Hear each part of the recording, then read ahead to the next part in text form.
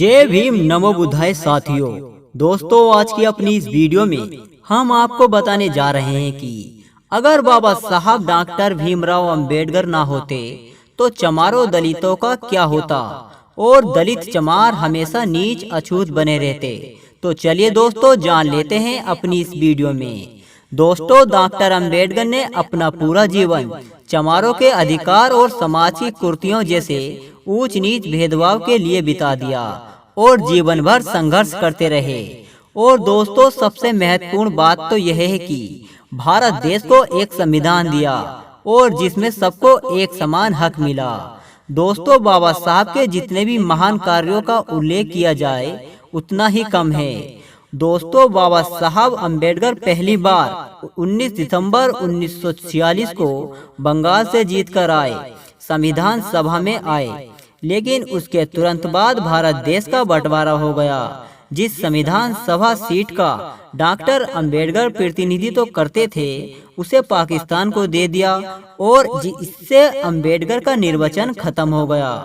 भारत के बंटवारे के समय जिस तरह बंगाल वाले हिस्से को पूर्व पाकिस्तान को दे दिया गया, यह एक साजिश के तहत दिया गया था कि अंबेडकर संविधान सभा में न रह पाए।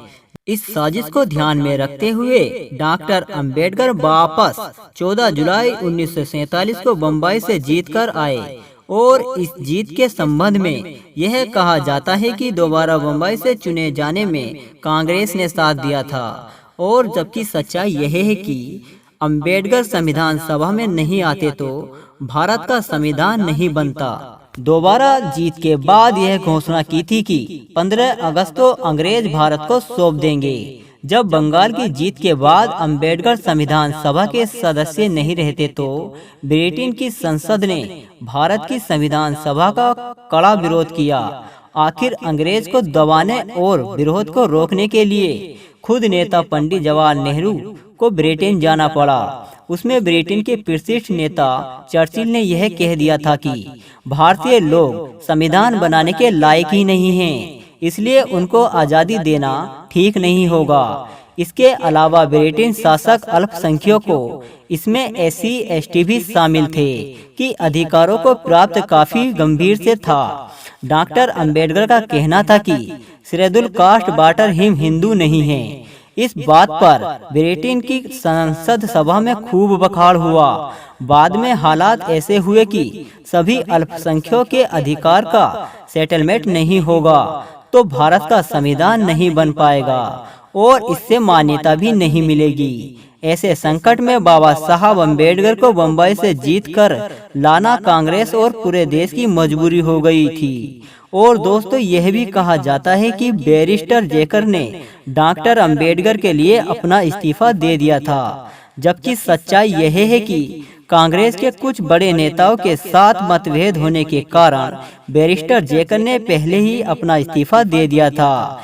ऐसे में यदि डॉक्टर अंबेडकर को दोबारा नहीं जिताया जाता तो संविधान भी नहीं बन पाता और दोस्तों, देश की आज़ादी मिलने में और समय लग सकता था। इसलिए कांग्रेस में उनके घोर विरोधी नेताओं ने भी मुंबई में उनकी उम्मीदवारी की सिफारिश की और उनको संविधान सभा में लाने के लिए सिफारिश की। ऐसे भी नहीं है कि कांग्रेस में देश का संविधान लिखने वाला कोई दूसरा व्यक्ति नहीं था, लेकिन महत्वपूर्ण बाबा साहब भीमराव अंबेडकर ही थे, क्योंकि अगर वो संविधान सभा में नहीं होते तो भारत के अछूत चमारों के अधिकारों का संवैधानिक सेटलमेंट प्राप्त होने की बात नहीं मानी जाती और इससे भारत के संविधान को मान्यता भी प्राप्त नहीं होती। भारत को बड़े लोकतंत्र के रूप में भी दर्जा नहीं मिल पाता, क्योंकि यह तभी माना जाता कि भारत के एक बड़े वर्ग एसटी और एससी की स्वतंत्रता अधिकारों की बात संविधान में नहीं होती।